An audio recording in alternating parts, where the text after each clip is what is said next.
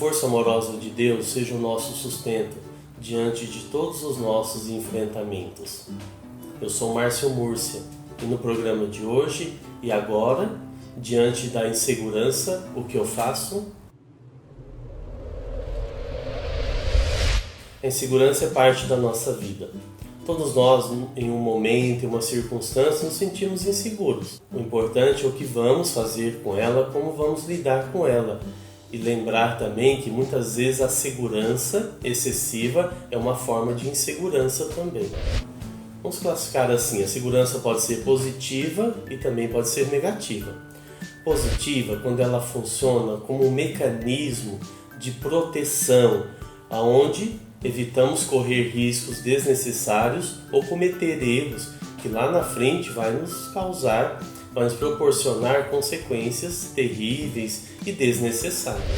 Por exemplo, vamos imaginar assim, diante de um convite de participar de uma corrupção, de uma coisa ilícita, a insegurança, o medo de sofrer as consequências, de romper com a honestidade e agir de uma forma desonesta, isso é favorável.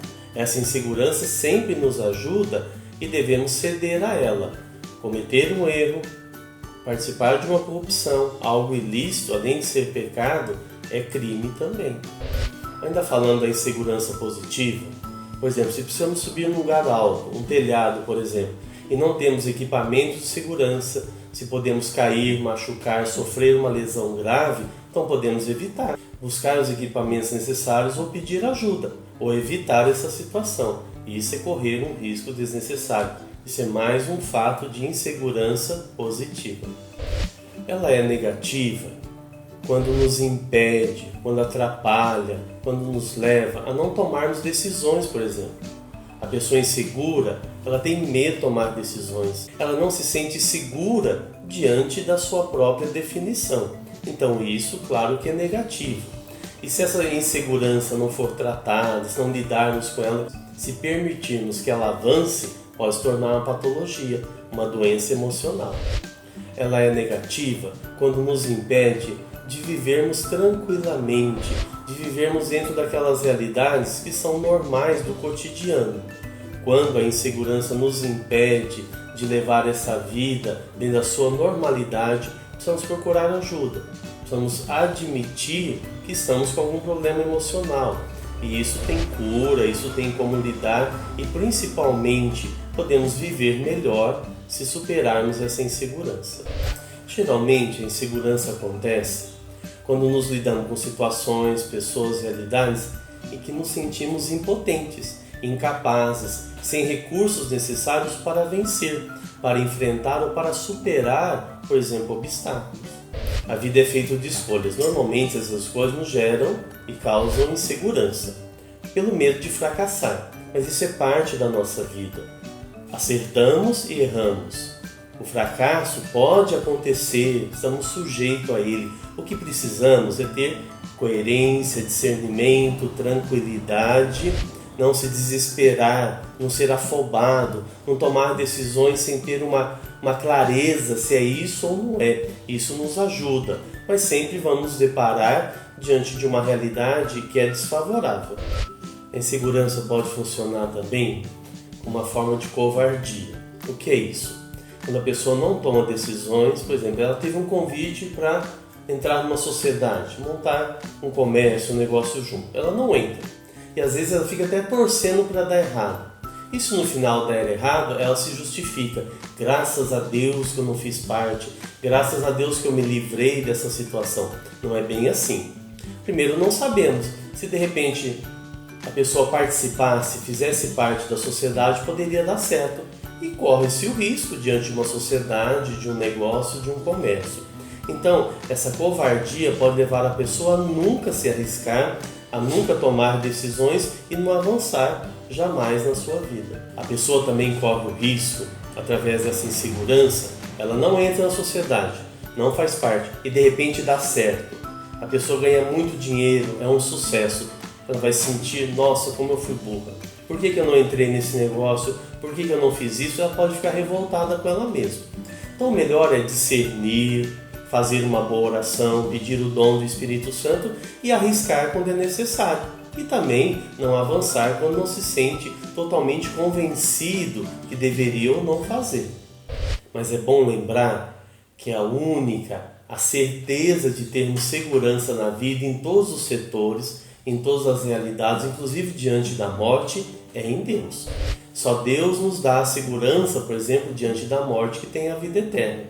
Só Deus nos dá a segurança que mesmo aquelas coisas que dão errado, mesmo diante dos nossos fracassos, Ele está junto de nós. Ele vai tirar proveito. Só em Deus, normalmente, nós tiramos proveito de um fracasso, de algo que deu errado.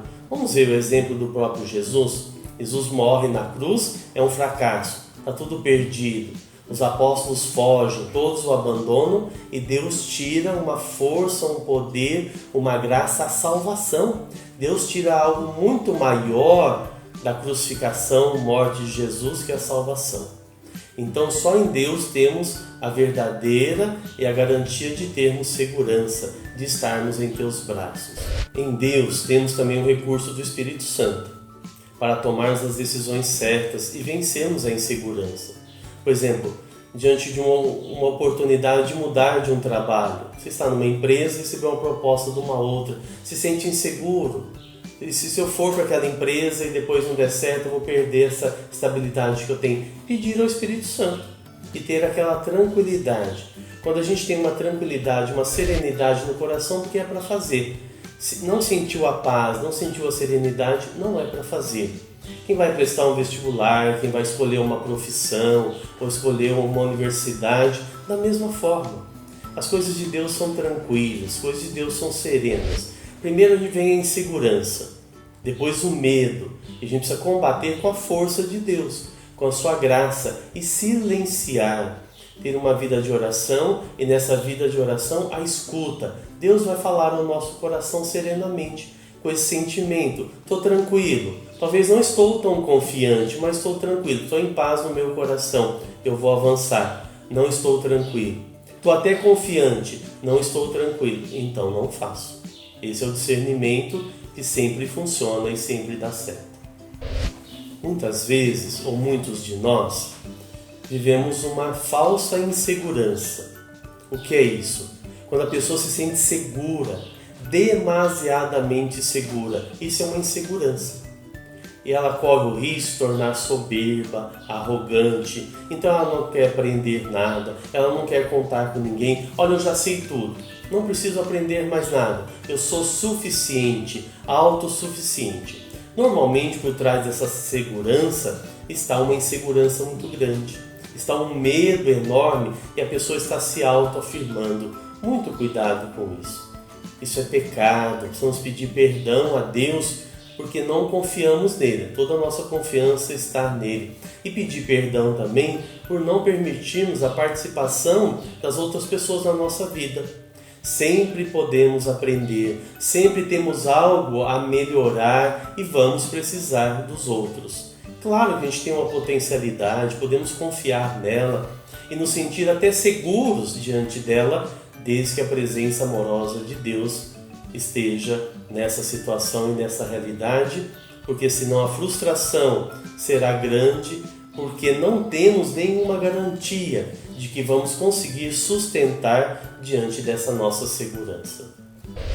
Vamos pedir a Jesus complacente, que na sua complacência, na sua serenidade, na sua humildade, nos ajude, nos ampare diante das nossas inseguranças, principalmente aquelas que já são patológicas, se tornaram uma doença, aquelas que interferem diretamente na nossa vida. Ajuda-nos, Senhor, livra-nos de todo esse mal, ajuda-nos a confiar em nós mesmos pela Tua graça. E se já existe alguma arrogância, soberba, se nos sentimos autossuficientes diante dessa falsa insegurança ou diante dessa segurança medrosa, liberta-nos, Senhor. Dá-nos a humildade, a serenidade de confiarmos em Deus e confiar no Senhor também. Queremos agradecer primeiro por aqueles que têm sido fiéis toda semana assistindo ao programa. Continue assim, seja o nosso parceiro. Sem a sua participação não tem sentido. Segundo, continue nos ajudando a divulgar. Muito obrigado a todos, que Deus os abençoe.